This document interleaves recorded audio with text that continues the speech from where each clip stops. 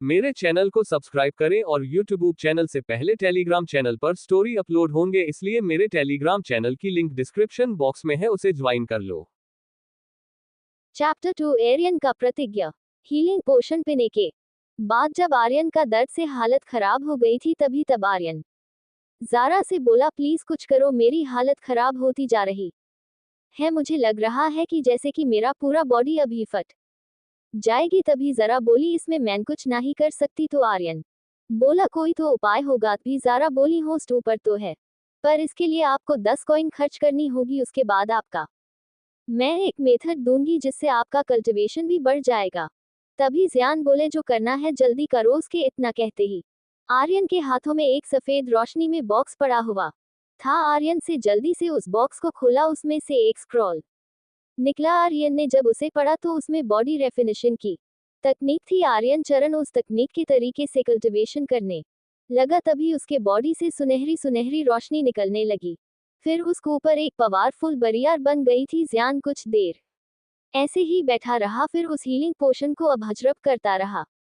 थोड़ी देर बाद उसने अपनी आंखें खोली। वह इस वक्त बॉडी रिफाइनिंग के 3 लेवल पर पहुंच गया था। आपको बता दें कि आर्यन जिस दुनिया में था उसे नाम मारियास में मार्शल आर्ट के 7 स्टेज थे और हर स्टेज के साथ 7 लेवल थे। इसके बारे में हमें बाद में पता चलाएगा। वही आर्यन शुरुआती बॉडी रिफाइनिंग के 3 लेवल पर आ गया था। इसी के साथ उसके अंदर 9 हाथियों का बला। वैसे एक नॉर्मल मार्शल आर्टिस्ट के पास तीसरे लेवल पे मात्र 6 हाथियों का बल होता था, पर आर्यन का बॉडी के पास सुनहरी शक्तियां के साथ साथ परफेक्ट कल्टीवेशन मेथड भी था, इसीलिए वो एक नॉर्मल मार्शल आर्टिस्ट के पास नहीं था। वही मार्शल आर्टिस्ट अलग अलग तत्व होते हैं, उसमें सबसे रेयर तत्व रोशनी आवर अंधेरा होता है।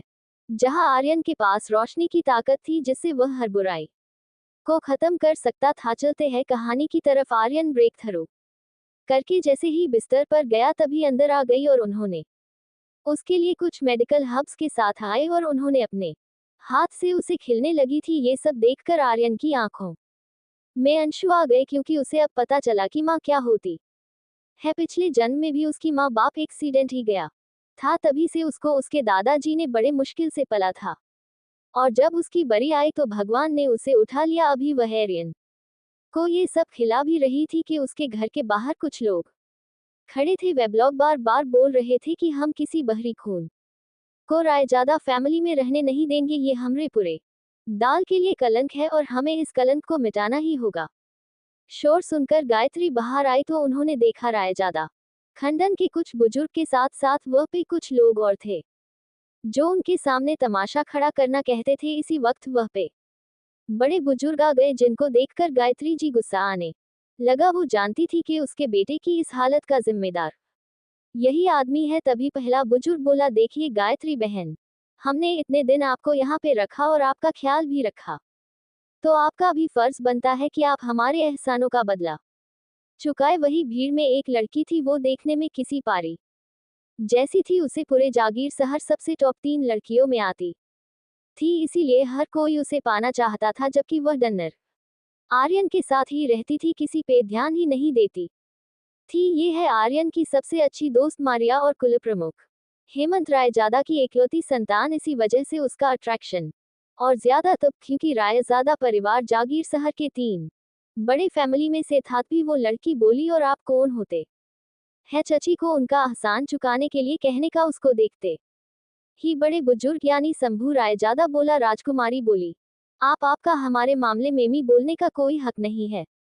तभी मारिया के चेहरे पर एक सरकास्टिक स्माइल आ गई और बोली, बड़े बुजुर्ग आप भूले मत कि आप सिर्फ एक बुजुर्ग है, इस दाल के मालिक नहीं, और आपको किसने ये हक दिया कि आप फैसला करें कि कौन रहेगा और कौन नहीं? मैं चाहूँ तो अभी भज आपको यहाँ से निकल सकती हूँ और मुझे कोई रोक भी सकता है। एक्चुअली बात सिर्फ यहाँ पे गायत्री जी को दल से निकलने नहीं थी और न ही ये चाल बड़े बुजुर्ग की थी। बात ये थी कि गायत्री जी मार्शल बुजुर्ग थी, जो कि मार्शल बुजुर्ग कुछ ही लोग थे इस मिटू सा राजमी में। यही नहीं, गायत्री जी इस दल की सबसे ताकतवर बुजुर्ग थी। यहाँ आपको बता दें कि मार्शल बुजुर्ग 5th स्टार होता है मार्शल आर्ट की। पहला तो एक body refining 2, martial body 3, martial भावना 4, मार्शल मास्टर 5, मार्शल राजा 6, मार्शल बुजुर्ग 7, मार्शल सम्राट 8, मार्शल पूर्वज 9, martial saint 10, martial lord 11, martial देव मार्शल गॉड कहते थे कि जो भी आदमी मार्शल गॉड बन जाता है वह देवता के बराबर हो जाता है, वो अपनी एक उंगली के इशारे से पूरे मिल्की वे बर्बाद कर सकता है। चलते हैं कहानी की तरफ।